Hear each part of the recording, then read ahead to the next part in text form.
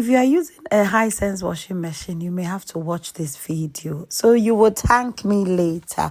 If for any reasons that you can't explain, it gets clogged, water cannot get successfully drained off it, don't worry, don't put it aside. This is what you have to do to get your washing machine in use again.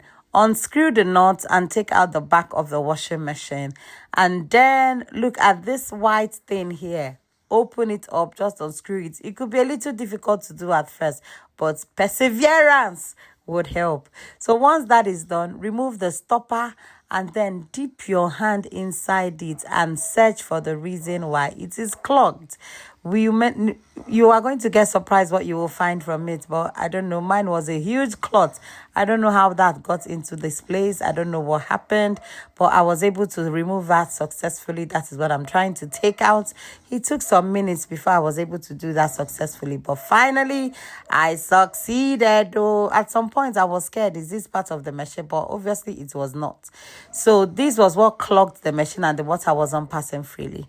So you could see once this is completely drained, all you now need to do is to put back the stopper where it was from and cover it back. Cover back the back of your machine, and that is it. Water will begin to flow freely. Just you can do a little test run of it. You could see from here that it's now free, and a little test run of it will just show that water is flowing freely without any hitch. Don't forget to save this video. Look at it here. Don't forget to save this video, like, share, and follow for more updates, okay?